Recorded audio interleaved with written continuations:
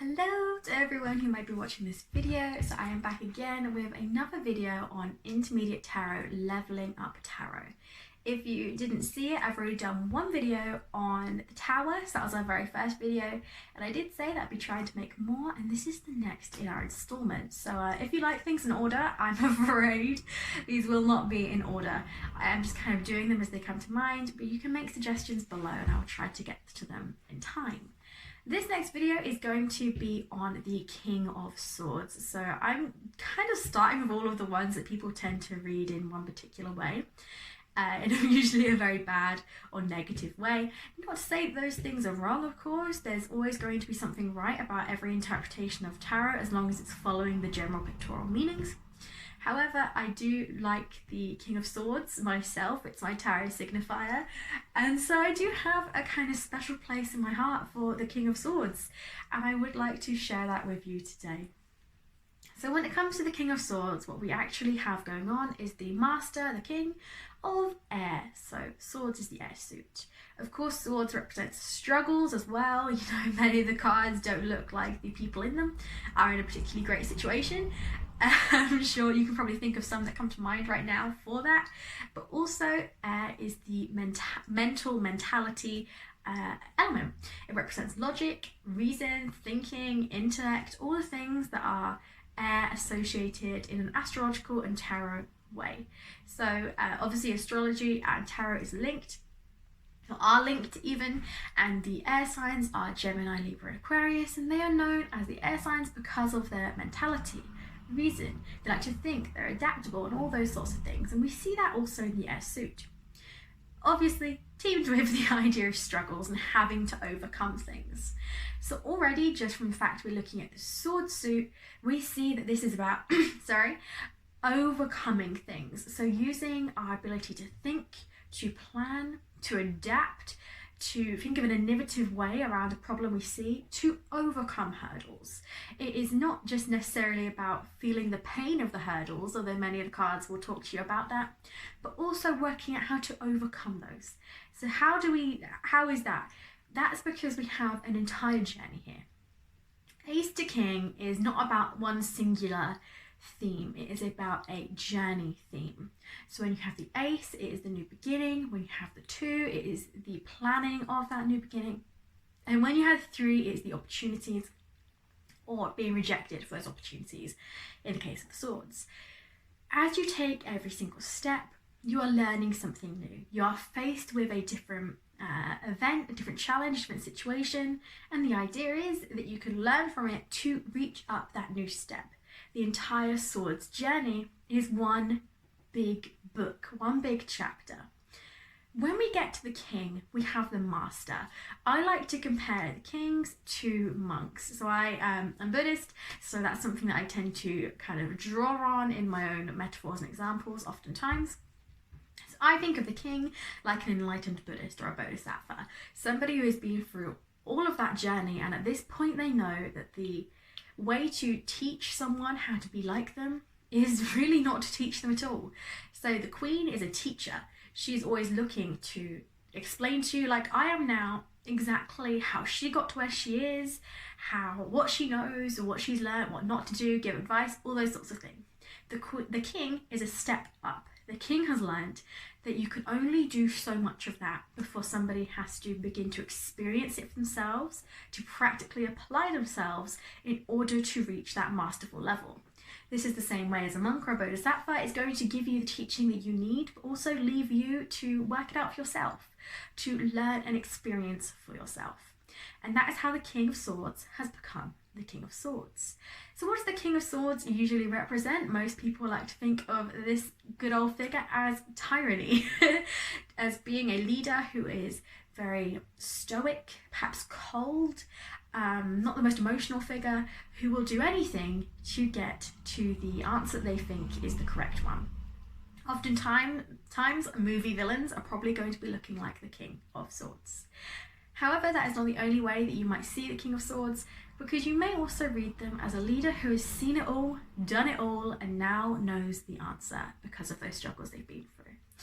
So the way that I often like to look at the King of Swords, obviously providing the reading is going to be matching up with that particular interpretation, is as someone who has been through a lot of things.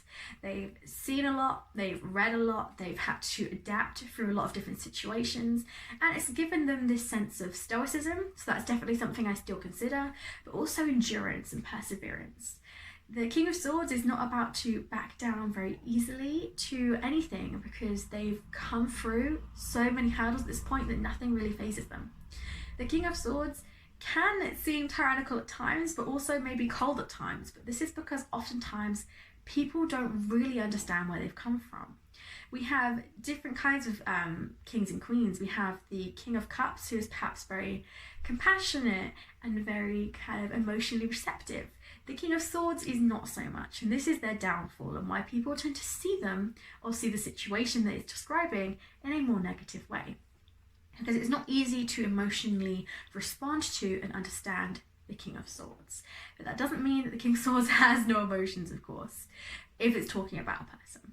So let's begin to consider what the King of Swords may mean when it's upcoming for you in an event or a situation. What I would read this as is you're going to be needing to put your best foot forward in terms of applying things that maybe haven't always been the best for you. Maybe there's been some lessons that you've learnt from some negative situations, some particular behaviours or traits which you've garnered through something which wasn't so perfect or wasn't so pleasant for you. Putting those parts of you into a situation coming up. So kind of using the dark sides, the shadows that might be inside you. We talk about shadow work, don't we? Having a shadow. Using your shadow in order to navigate what's coming through for you. The King of Swords has learnt about plenty of shadows. They've faced plenty of their own shadows, and maybe they're not 100% light. So the King of Swords is not about to tell you they don't curse people. The King of Swords is not about to tell you that they are the kind of person to always forgive you. However, they are willing to see things from positions that might make other people uncomfortable. They're willing to turn their eyes around and try to understand every possible road inwards to the situation at hand, because it's likely they've probably been at the differing ends of a few of these different situations. They've been the adversary for someone else. They've been the villain role for someone else. Whether they really were or not, whether this person really was a villain to someone else or was painted as one. The King of Swords has known what it's like to be the protagonist and the antagonist. Oftentimes, it's going to be that this person knows how to be the antagonist for themselves. They know how to be the protagonist for themselves. And they also know how to be the supporter. They have fulfilled all the different roles of struggle of swords, like we were talking about. The swords is all about struggles and overcoming those struggles. And the king has been through every single one of these. They have taken a new path. They have had to make hard decisions. They have been rejected. They have had to rest because they've been so burnt out. They have had to defend themselves. You know, ace, 1, 2, 3, 4, 5. That's just, well, ace, 2, 3, 4, 5 is just what I've just described there. And so on and so forth. They have been at every single one of the positions below them in the sword suit. And they've taken that knowledge, they have learnt from it, and they've leveled up. So this is what I was saying earlier, the idea of having every single one before mastered. And because of that, they know that sometimes you have to make hard decisions. Sometimes you have to back out. Sometimes you have to do this, that. Things which to other people may not make sense or may not feel like the best, most loving answer. But at times, that is how they have to work. And this is often why we get a kind of militant view of the King of Swords. They are a warrior. They are a leader. They are somebody who is making wise decisions based on the longevity of the path, maybe not necessarily on what looks most pleasant for everyone involved at first. So to put a pleasant spin on it, the King of Swords is probably somebody that you would love to be with in a zombie apocalypse, because you know that they're not going to make decisions which are just helpful and lovely at one particular time. They're going to be making decisions which are actually going to help your group in the long run.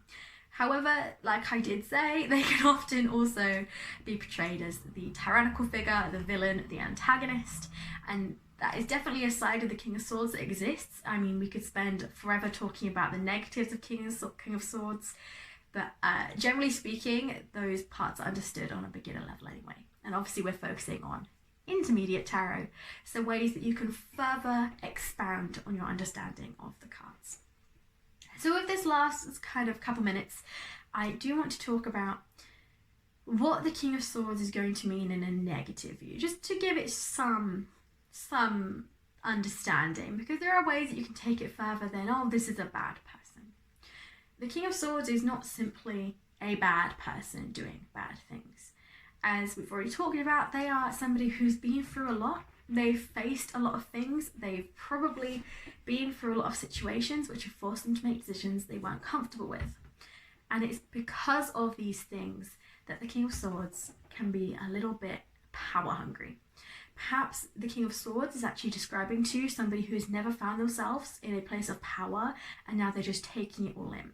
They are almost hungry for that power they've been given, for leading people, for making decisions, for calling the shots. And so the reason that you're seeing this, to take the most key word we all know about the King of Swords, tyrannical behaviour, is because they haven't learned how to healthily manage the various kinds of responsibility that they have. And because they have had those negative situations in the past, they have faced rejection, they have had to defend themselves, they have had to fight for what they have, they maybe aren't reacting so well to being put in a place where they're just allowed to decide whatever they want.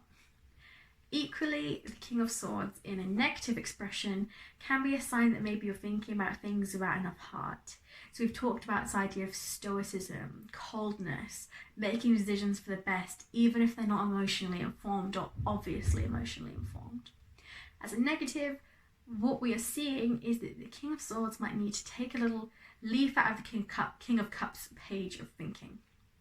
It might be time to apply some emotions, to take down the mask which the King of Swords can put on in order to make the hard calls, the tough decisions, and instead take the mask off and think about things from more of an individual basis.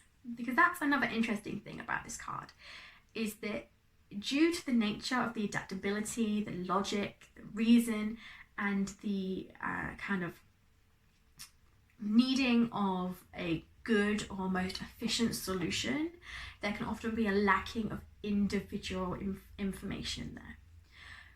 If we have a good King of Swords, it is informed from the individual path, the individual things they've overcome, individual struggles. But equally, if we have a not so good King of Swords, we see someone who's forgetting those things. So if this is reversed, they're forgetting the things they've overcome. They are only seeing the bad in the world. They're only seeing the bad of the situation for themselves and reacting to it without thinking what's best for everyone else. What is best for this individual community? What is best for this individual event? They are just reacting how they feel would be least harmful for just them. They're applying themselves to the whole situation. Perhaps a bit selfish in this way. But that is also something you can consider for all of the Kings reversed, actually, is taking their good traits and when they're reversed, putting them just upon the self. So only seeing themselves as being applied to the thing which is being dealt with, even though the kings are usually leaders, usually community leaders, they're usually influencers and people who have other people to look out for. So if we're talking about a person or a situation and we have someone like the king or the queen, we are probably not looking at an individual situation with an individual response. It is somebody who needs to think about how others would be affected as well. So that is our talk about the King of Swords today. I do hope you've liked this. If you have, hit the like button, share it. That would be really cool, obviously. And hopefully there'll be more in the future. But for now, I will leave it there. If you haven't already, go check out the Tower version of this talk. They're all in one folder, I do believe. But until next time, I will leave you. Bye.